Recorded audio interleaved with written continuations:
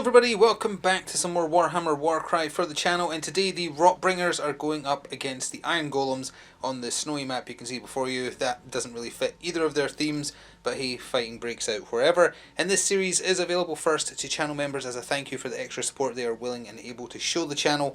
So thank you, and if you can spare anything extra, please do consider becoming a channel member. You get access to series like this one a little bit early by about a week, give or take, before everyone else. Anyway, with that said, let's go look at the two sides. So, broken into dagger, hammer, shield, here is the Rotbringers. It's 985 points, featuring some hot off the press finished painted models, and I knew them as Blight drones, or whatever they were called in 40k. They have a much nicer name in the Warhammer Fantasy setting. They're called Puscoil Blightlords, which is just charming.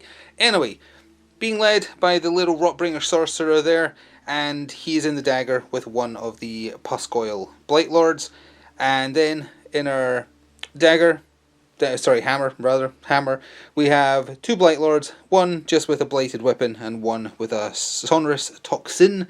And then we have the other Puscoil Blightlord with one last Putrid Blight King with blighted weapon in the shield. So 2-2-2, couldn't get it to 7 to make it fit the points, and also have two of these large lads in. They're slow, but they're on big bases, they're tanky, and they do good damage. They can also paralyze their opponents on a double if you use that up to make them unable to do movement, so depending on what mission we random, that could be very important.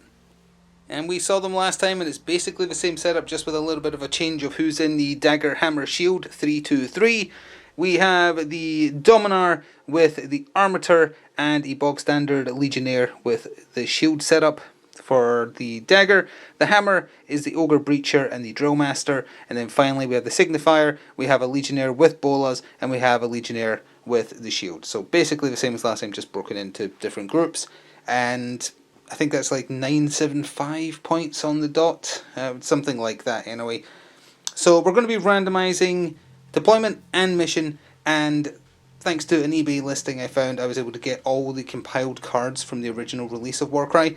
The suggested change by players, if you're playing the current edition, which we are, is simply if you get a mission that says the game runs 3 battle rounds, do 4. So that's what we're going to do.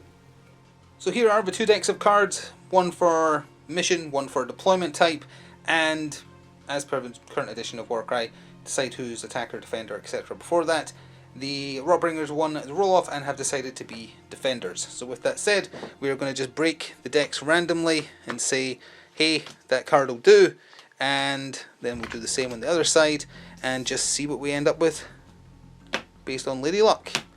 This will do, and we'll just see what we get. So, we are getting Realmstone Hunt. Starting with the player who won the priority roll, players take it in turns to set up 2 treasure tokens each anywhere on a platform more than 4 inches from the battlefield edge and more than 4 inches from other treasure tokens. The battle ends after 4 rounds we're doing, as just explained. When the battle ends, the player who has the most fighters carrying treasure wins the battle, so there's a potential of 4 on the table. Fair enough, and our deployment type is refuse to flank. Oh, that's a weird one. Okay, so let me see here. So the defenders have their shield on the table round 1. Oh yeah, so do the attackers have everything. Interesting. So the attackers start with everything on the board. Dagger and shield on the board for defenders, with their hammer coming in at round 2. Oh, okay. That's weird. Okay, well, that's what we're going to be doing. So we'll get that all set up, show you where the treasure tokens are, etc., etc., after this quick word from my channel sponsor. This video is sponsored by Noble Knight Games. Check out the video description below for an affiliate link that will take you through to their store, and it will help me out as well. Thanks. And with that, we have everything set up except, again as just discussed, the hammer for the Rotbringers, because they come on round 2. So we have 2 of them here. That's the shield. Over here is the dagger, including the boss man. And everyone for the Iron Golems is on the table, so they do start with an advantage. We've got 3 of them over here, that's their shield. Then we have their dagger here, another 3. The Ogre Breacher and the Drill Master are behind that bit of scenery there. And because there isn't too many platforms, what counts as a platform for the purposes of putting down the treasure tokens had to be a little lax. As long as they were 4 inches in and not 4 inches within each other, considered it fine. So the Rotbringer treasure tokens, they had to get placed first because they won priority. One was placed there, which is more than 4 in. The other one was placed at the edge of that terrain there. For the Iron Golems, that is just 4 inches away. So one has been placed right there, and it is above ground level, so this well is counting because there was nowhere else which met the legal requirements, and that is more than 4 between those two there just as well. So that's what's going to have to count. I would say the Rotbringers are at a disadvantage, but if they start murdering, then they could maybe turn it around. So with that, let's jump into the dice rolls for turn 1. And here are the results of those dice rolls. The Rotbringers got a double 6 and a double 3. They're opting to bank their wild die and keep those 2 singles right there. The Iron Golems rolled a quad 4, a single 5, which they have turned into a double 5 with their wild die. We're leaving them with a single 2, so it will be the Rotbringers going first in turn 1. So the game got started with the Rotbringers activating one of the Pusgoyle Blightlords. It sounds so disgusting to say. They have the fly rune mark, so they're not hindered by their ability to move over scenery, and they move 6 inches, which by Nurgle standards is actually pretty fast. Even by Iron Golem standards, that's pretty fast. So he hopped up onto the scenery and obviously stopped within an inch of one of the treasure tokens, so he has taken it. It's sitting on his base, wasting an action. There's nothing else he wants to do because he can't get close enough to threaten anything, so he's just going to chill up there. The Drillmaster activated first for the Iron Golems, moving right next to the scenery and then climbing for their second action, so they end up within an inch of the edge of the platform they've clambered up onto, and she has 6 movements, so like by Iron Golem standards she's quick. Sorry, 5, isn't it? Yeah, 5, sorry, not 6. But either way, she's there. She was within one of the treasure tokens. It's under her base. She is now controlling it. Not wishing to be left out, the second activation for the Rotbringers was the other Pusgoyle Blightlord, who flew on up and claimed the other treasure token that they placed, using that 6 inches of movement. Got an unused action, can't spend a double or triple to get any kind of range, so just going to sit there and try and wreak some havoc next time. They do 4 attacks at strength 5 with 5 damage on crits, so they are capable of putting out a lot of hits. The Signifier for the Iron Golems spent their double 5 on Rush to give him +1 on his movement actions. He did 2 of them, his base movement is 4. And that got him onto one of the other treasure token placed by them. So all treasure tokens are now being held by models, and that basically marks them all as potential targets for the rest of the people on the table. The Chaos Sorcerer, sorry, not the Chaos Sorcerer, the Rotbringer Sorcerer, moved up his mighty 3 inches, which just put the Ogre Breacher within the maximum range of his spell attack, which is 7 inches. It's only 2 dice, strength 3 versus toughness 5, so he was needing 5s and 6s. And he rolled 2 4s, so nothing there at all. Well, the Ogre Breacher was having none of that, activating and moving twice for a total of 8 inches of movement to lock down the Rotbringer Sorcerer in close combat, which is not where he excels. He doesn't really excel at much compared to other potential leaders, but needed to go with a cheap one to fit in both Pusgoyle Blightlords. Last activation of round 1 for the Rotbringers, because their full force isn't on the table yet, was the Blightlord with the Blighted Whipping down here. Spent one of their doubles on Rush, and as a result was able to move a total of 8 inches over here, going after the Signifier and the treasure he is holding. So now there is a bunch of activations left for the Iron Golems. They've got 5 activations left. Most of them will probably be movement, in fact maybe even all of them, because they have no ranged attacks. Well, outside of throwing the bolas at 2 inches, so we might cover those just lumped together depending on anything that happens. We'll start with the remnants of the shield for Iron Golems that hadn't activated yet. It was just 2 Legionnaires, one with shield, one with bolas. That's where they ended up.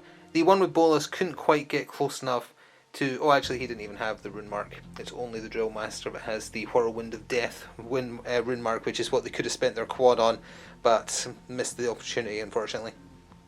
And all that left was the rest of the dagger activations for the Iron Golems, which was the Dominar, the Armator, and the other Legionnaire. The Legionnaire with shield ended up there. Armator is next to him, which is a bit hard to see. The Dominar, though, he is wanting to try and get one of those treasure tokens. So, first movement put him to the edge of his scenery. Second movement got him to climb it. He is now engaged with this Pusgoyle Blightlord, which is very hard to see due to the difference in size and the wingspan. We'll try and get a better camera angle in round 2 when they are going to start smacking each other. But that does take us to the end of the round. Nothing scores until the end of the game, but both sides are currently holding the 2 treasure tokens they placed, which makes sense because of course they placed them to be beneficial to themselves. At the start of round 2, the Rotbringers are getting their backup. as their hammer arrives. Top of round 2, here is how the dice shook out. Rotbringers got a double 2, double 4, and they've used one of their wild dice to make a single 3 into a double. They're keeping their new wild die and have that single 1. The Iron Golems rolled a double 1, double 2, and they've used their wild die for this turn to make a third double in the form of a double 6, giving them just that. So it is the Rotbringers going first again, although they are severely disadvantaged numbers wise, even with the reinforcements, who I'll now show you where they ended up. So over on the left side of the table, next to the Rotbringer Sorcerer and Ogre Breacher, who are having a bit of a tiff, that is where the other Blightlord with Blighted Weapon came on, and the one with the Sonorous Toxin. So they're there to back up their boss, if nothing else. And it was one of those two that activated. It was the Blightlord with Blighted Weapon. He moved into combat with the Ogre Breacher, swung at him. He gets 3 attacks at strength 4, toughness 5, so he was looking for 5s. He got 1 hit through plus a crit for a total of 6 wounds. He then spent their double 4 rather, on, what is it called, Virulent Discharge. Pick an enemy fighter within one of this fighter, roll a number of dice equal to the value of this ability, and for each 4+, allocate 1 damage. That's these dice here. So he got 2 more damage through, so I'll consolidate the wounds on him in a second. That's him up to 8 of his 30. First activation of round 2 for the Iron Golems was the Ogre Breacher, looking to smush that Sorcerer because he only has 22 wounds, which is relatively low if you compare it to everybody else's, like the Blightlords have 25. So 2 sets of 2 attacks, strength 6, so he was looking for 3s. At the point the attack was declared, the Rotbringer Sorcerer used his rune mark counter, the Nurgle Rotbringers counter, or reaction, sorry, which is called Impossible to Wound. You can make this reaction when you are targeted by a melee attack action but before hit rolls are made. Subtract 1 from the damage points allocated to the fighter for each hit from that attack action to a minimum of 1. Now, in hindsight, obviously couldn't have known, it was a waste, because the Ogre Breacher rolled horribly, getting just 1 bog standard hit through. That would still be 4 wounds normally, but thanks to using Impossible to Wound, it goes down to 3. So, not terrible, but if the Ogre Breacher had hit like he hit last time, using that reaction would have made more sense. The Blightlord over the other end of the table activated and wanted to lock that signifier down a little bit, got into combat with him, and then just rolled his 3 attacks. Unfortunately, it was strength 4 versus toughness 4, he was looking for 4+, 1 bog standard hit got through for 2 damage, which is not great, but the signifier does only have 15 wounds in total, so 13 left. Getting a camera angle for this fight happening is very annoying. The Dominar, the boss of the Iron Golems, who's in there, activated and swung into the Puscoil Blightlord, holding one of the treasure tokens for the Rotbringers twice. He does 3 attacks at strength 5 in a single attack action, so 6 dice were rolled, and to say he did pretty okay is an understatement. There is the results there on those dice. He got all successes, no crits, but all successes. He's a 2/5 damage model, so that is 12 wounds. Now, the Puscoil Blightlords have 38 wounds, so quite a lot to get through, but that is a hefty chunk taken out in 1 action. Well, 2 actions I guess, but 1 turn. Well, it was only fair that the Puscoil Blightlord decided to reciprocate the love shown by the Dominar. They're actually very similar stat line wise, although the Puscoil Blightlords actually have a 2-inch range thanks to those size, so they don't need to be in engagement range or close combat range to actually swing at someone. They also get 4 attacks at strength 5 rather than 3, but they're still a 2/5 damage split. So started by doing just 1 set of 4 attacks just to see how it did, see if there was actually a chance the Dominar could die. And you're going to see the results of both sets of dice down here, because the first set was very good, looking for 3+, because the strength is higher than the toughness, so all were hits, including a crit, so that crit there is 5 damage, and then you've got 6 more from the bog standard hits. That is 11 wounds to a 20 health model, so it seemed too good to give up the opportunity not to swing again. Second swing wasn't as good, that's a whiff, but hit for 4, and that is another 5, so that's 9. That is exactly 20 wounds, which is exactly enough that the leader of the Iron Golems has been turned into a green puddle on the floor and has been removed. So not a great result there at all, just better dice rolled for the Puscoil Blightlord. So it's not like she saw her boss get melted into a puddle of green goo and decided to run away or anything, But the Drill Master activated, who is holding one of the treasure tokens for the Iron Golems, spent their double 1 on Rush, giving her movement of 6 inches. She had to climb down 3, or fall, but that's enough because her movement covered it, and then move the rest of the distance, and has scarpered all the way over there where she thinks she is safe. So she's bravely ran away. So now getting a feel for just how strong these Puscoil Blightlords are, activated the other one. He flew down 6 inches there. He is staying at 2 inch range because he has 2 inches on his scythe, and he is swinging into the signifier. So the only downside to these things is how much line of sight they block.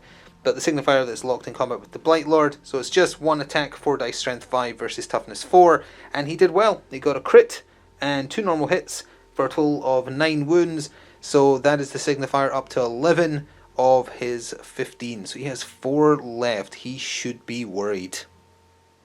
So not that he's running away as well, or anything, but the signifier activated, did a disengage action, so 3 inches away, spent their double 2, was it? 2, 1, whatever, doesn't matter, it was on Rush, so that gave him 5 inches, and he has fleed, or sorry, tactically repositioned up here. It is worth noting the Realmstone Hunt victory condition we got. It's a lot of the newer missions of this type for the current edition of Warcry have that stipulation where, oh, if you're at the edge of a table after round 4 or whatever, you get instantly killed. Doesn't have that, so you can just go and hide if you want.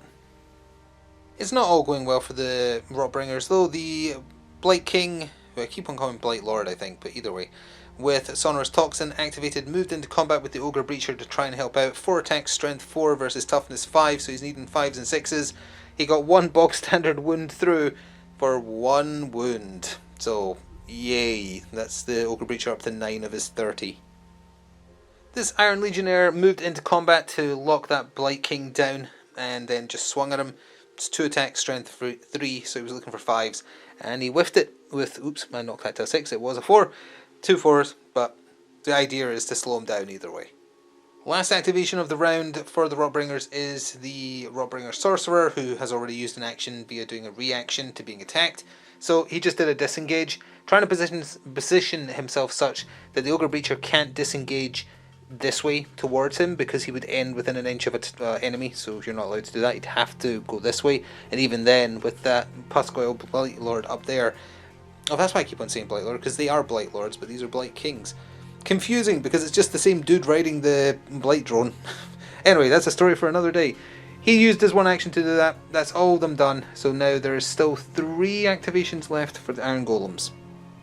The Iron Legionnaire with Bolas moved here and then didn't do anything with his other action because he didn't want to directly engage the Puscoil. He wanted it to, well, he is going to afterwards, but from where he is, he spent their last double, which was a double 6, on throw bolas. You pick an enemy within 6, you roll 2 dice, for each 4 or 5 you allocate 1 point of damage, but if you get a 6, you allocate a number of damage points equal to the value of the ability. So he just did 6 damage to the other Puscoil Blightlord, which is pretty good. And then for his other actual action, he is moving in to lock it in combat right there. I think he possibly could have just done the throw bolas in base contact, even though it's a ranged attack. Wasn't sure, so just doing it in that order. 2 leftover activations for the Iron Golems. It was both just repositioning, so just going to cover them.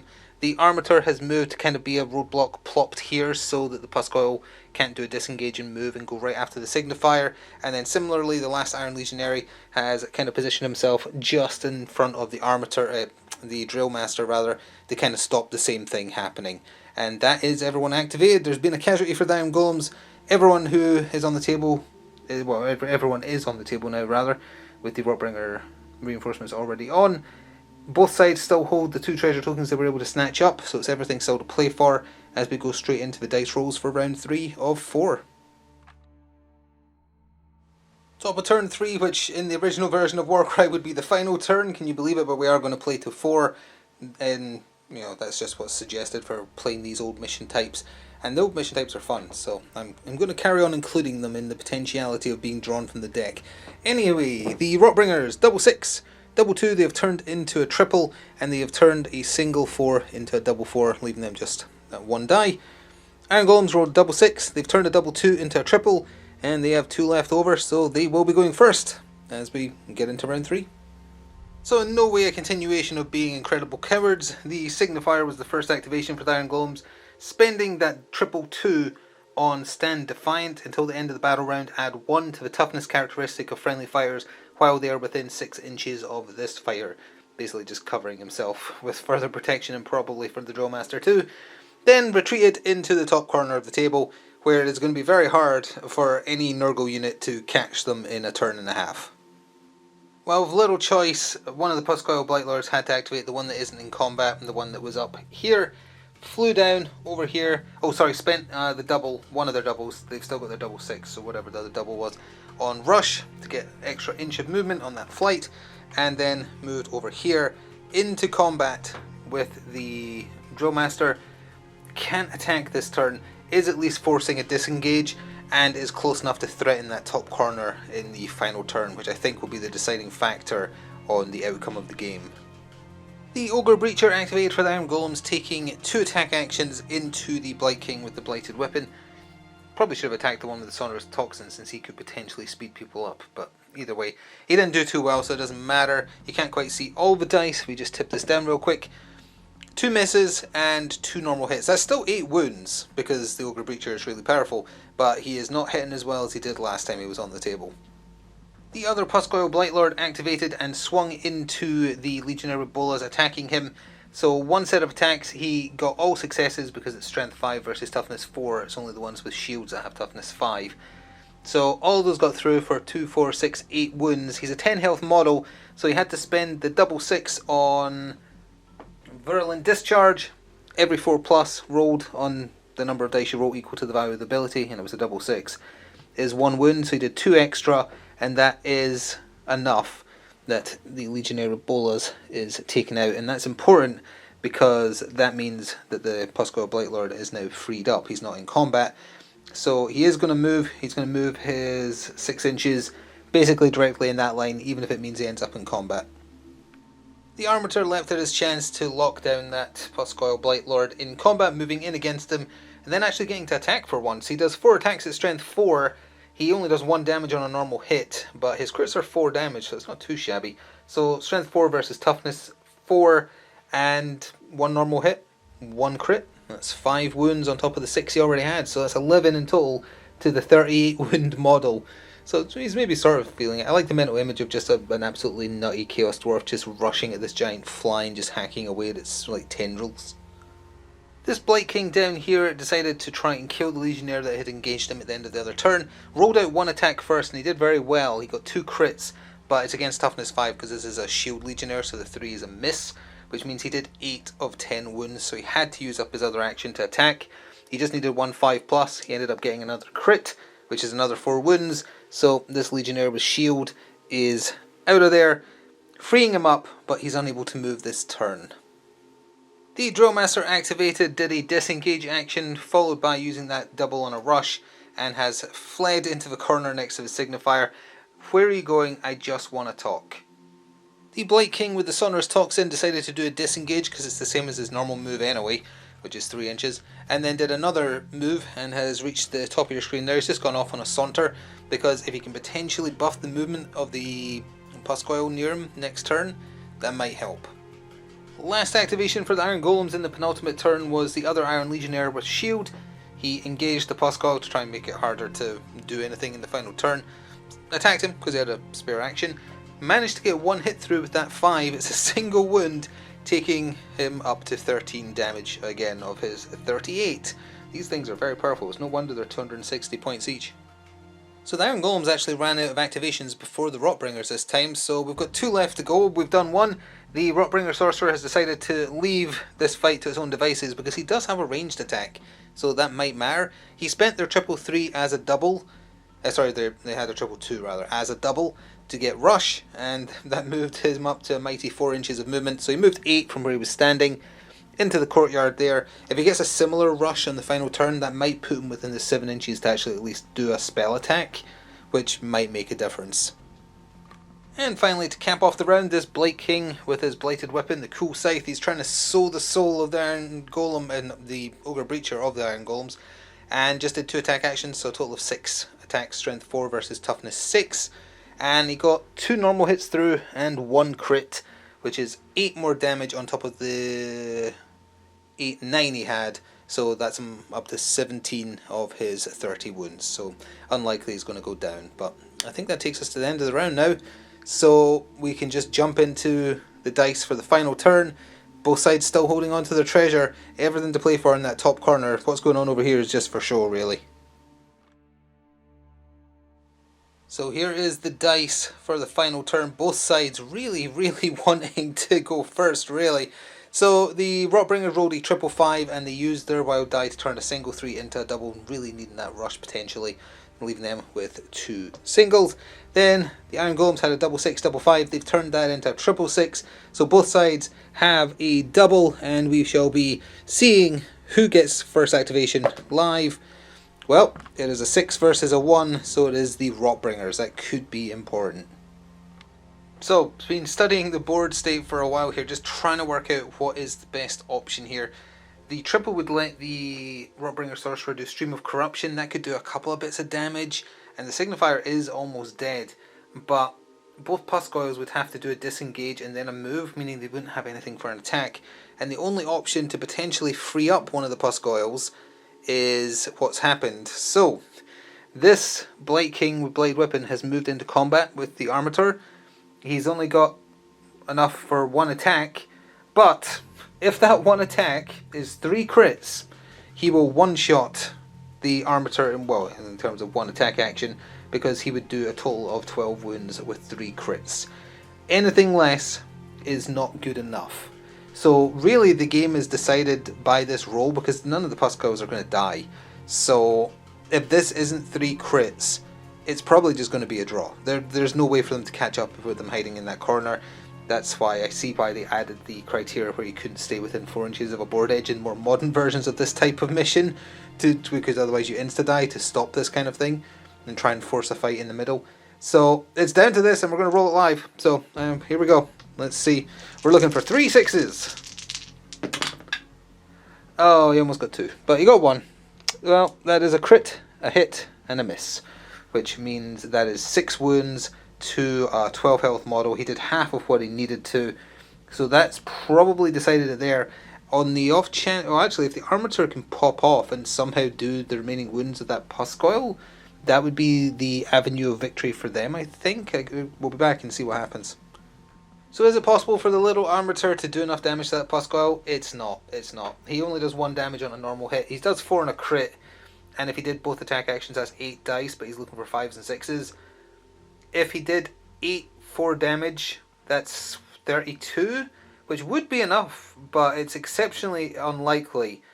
So, again, with the Cowardice, the actual activation that happened was the Signifier activating, spending their 666 on Stand Defiant again for +1 toughness to make them tankier to the end of the round. We're fighting for that draw. So we are sticking with that, but for fun I thought, just roll the dice, see what would happen. Roll the dice. That's 1 roll right there, and that is 8, 9, 10, 11. That's 12 wounds. So, depending on how a second roll goes, that could have been the biggest mistake ever made. So, 12 wounds so far. And that is... oh, it rolled over here. As is a 5, no more crits. Okay, it wasn't a bad mistake. That's 13, that's 14 wounds on top of the 11 he had, so that's 25. He still has, 14 left, so yeah, okay, fair enough. Well, sadly there's no way to stop the draw, so it's just a case of let's murder some people for fun. The Blight King here activated, tried to do some damage to the Ogre Breacher, got 1 crit in the first set of attacks, 2 bog standard hits, so that is the Ogre Breacher up to 17 wounds, no danger of dying. The same cannot be said the other way around, however, as the Ogre Breacher attacked twice, got 2 normal hits and 2 crits, so the 2 crits are 16 wounds on its own, and then that's another 8 on top, so that's 24 wounds on a model that already had 8 wounds, so the Nurgle side did actually end up suffering at least 1 casualty. It doesn't really change the outcome, but they managed to take some blood for the 3 casualties they've had so far. But the Puscoil Blightlords still need to go, so let's try and increase that number.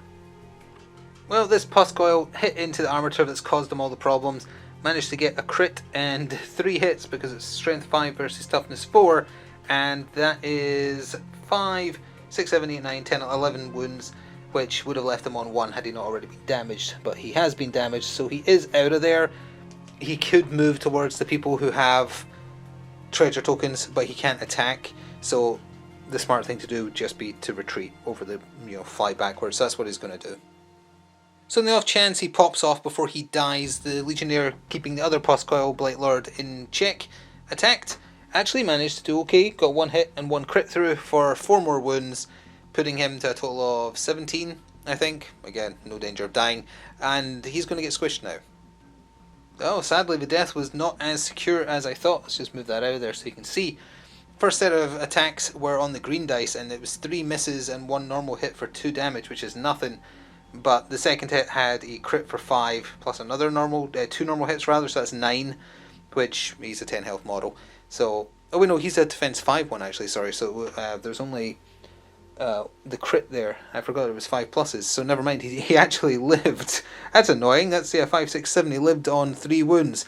It would not have changed the outcome because he couldn't then go and attack someone else, but that little Legionnaire survived. That is surprising. And there is still some activations to do, obviously, but they don't change the outcome. There's no combat left to handle, so we're just going to call the game there, and we'll have some final thoughts in a minute. So on paper, this is a draw. Both sides have ended with carrying 2 treasure tokens each, and I think it's fairly obvious who was going to win the war, as it were, especially because of just how strong those Postcoil Blightlords are. You have to kind of take a weaker leader in order to fit in 2 of them. I think 1 of them would be enough to cause real problems. So you could maybe get the Harbinger in instead, or like, I don't know, the Lord of Blights or something instead of the Sorcerer. Someone who's a bit tankier and can dish out even more damage, because the Sorcerer is pretty weak and doesn't have many wounds either. Does a lot of damage on a crit on its spell attack, but that's about it. So yeah, a little bit of a dull end there with it being a draw. As I said, I get why newer versions of these types of missions stipulate that if you stay too close to the battlefield edge, you get murdered. So, yeah, but these are older cards. Still going to use those, though. I'm glad I was able to find those on eBay, because there's tons and tons and tons of missions. Lots more than I would have had access to otherwise. Tons more deployment types as well. Might start implementing twists at some point once we have more options, I guess, and are more comfortable with the types of missions and deployments you get to do. Either way, though, that was fun. Love these new guys, the Postcoil Blightlords. I'll be talking about them in the next Getting Stuff Painted if you're curious how I painted them up. It took a whole day, basically. But either way, thank you for watching. As I said at the top of the video, these are early access for channel members, as a thank you to them for the extra support they're willing and able to show. If you want to become a channel member, you get access to certain series like this one. You get a little mark next to your name, you get other stuff as well. Sometimes community posts are just for members, that kind of thing. Or if you want to support the channel monetarily in a different way, pressing the thanks button or checking out the channel sponsor via the affiliate link helps. And if you can't spare anything, just liking, commenting, subscribing, watching the videos, that also helps. Either way, thank you very much for doing so, and I will see you next time in the future. Ta-da for now.